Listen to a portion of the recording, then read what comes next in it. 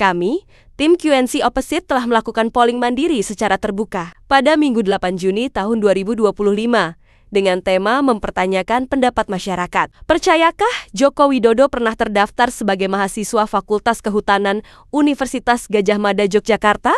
Ternyata hasil polling yang baru berlangsung selama 23 jam mendapatkan jawaban yang sangat mengejutkan. Dengan perolehan suara lebih dari 21.000 responden, 90% responden memberikan jawaban bahwa Joko Widodo ngedabrus tidak pernah kuliah di UGM.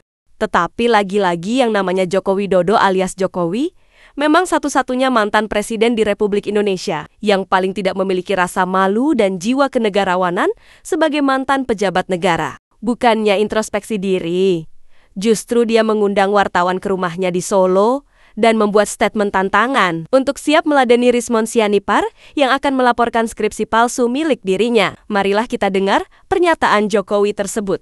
Pemirsa, Presiden RI ke-7 Joko Widodo tantang Rismon Sianipar untuk melaporkan skripsi miliknya semasa kuliah di Universitas Gadjah Mada UGM.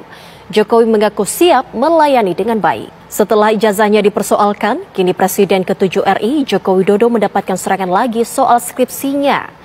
Kali ini, Rismon Sianipar, salah seorang yang pernah menyoalkan ijazah Jokowi, kini mengotak-atik skripsi Jokowi di Universitas Gadjah Mada.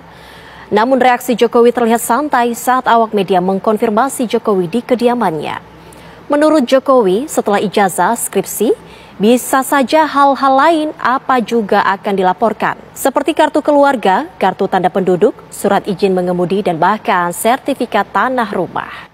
Ya, dilaporkan saja setelah ijazah, nanti dilaporkan, nanti skripsinya dilaporkan, setelah itu KK-nya dilaporkan, setelah itu KTP-nya dilaporkan, setelah itu SIM-nya dilaporkan, terus nanti sertifikat tanah rumah dilaporkan. Tak layani. Padahal masyarakat kebanyakan telah sangat yakin bahwa Jokowi itu tidak pernah mengenyam pendidikan di perguruan tinggi. Oleh karena itu, apa yang menjadi modal dirinya ketika harus meladeni Rismon Sianipar saat pengecekan skripsi yang diklaim karya miliknya, dan hal apa yang akan Jokowi jelaskan tentang skripsi tersebut?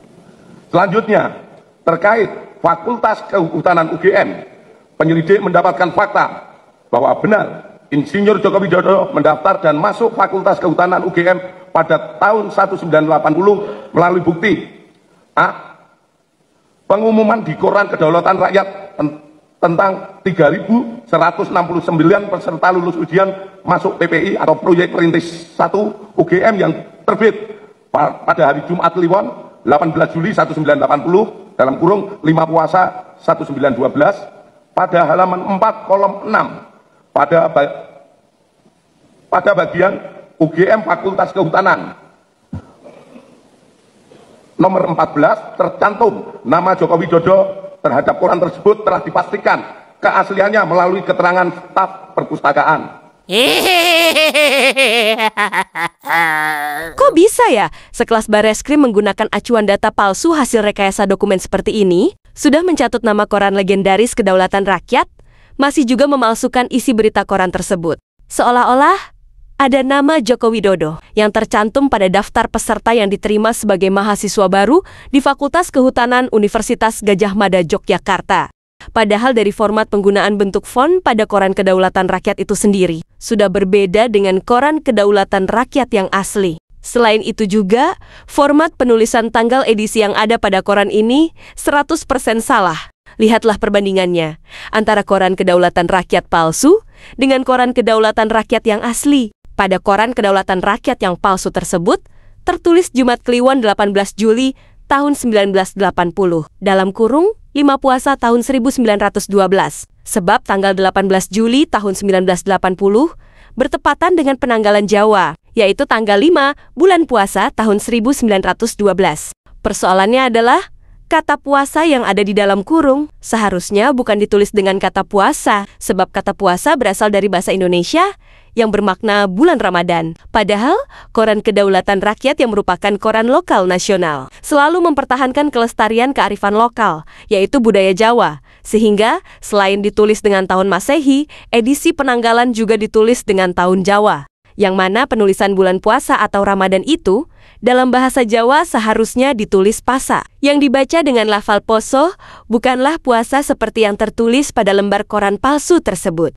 Untuk meyakinkan analisa saya ini, mari kita bandingkan dengan Koran Kedaulatan Rakyat edisi 25 Juni tahun 1983, yang kebetulan jatuh pada bulan puasa tahun 1915.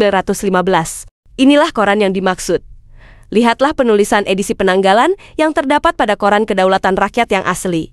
Tertulis Sabtu Pahing 25 Juni tahun 1983 di dalam kurung 14 Pasa tahun 1915. Format penulisan penanggalan dalam Koran Kedaulatan Rakyat tersebut selalu konsisten sejak Koran Kedaulatan Rakyat berdiri pada 27 September tahun 1945. Sampai dengan saat ini di tahun 2025 kita dapat membuktikannya bahwa penulisan bulan puasa tetaplah ditulis dengan kata pasa bukan puasa.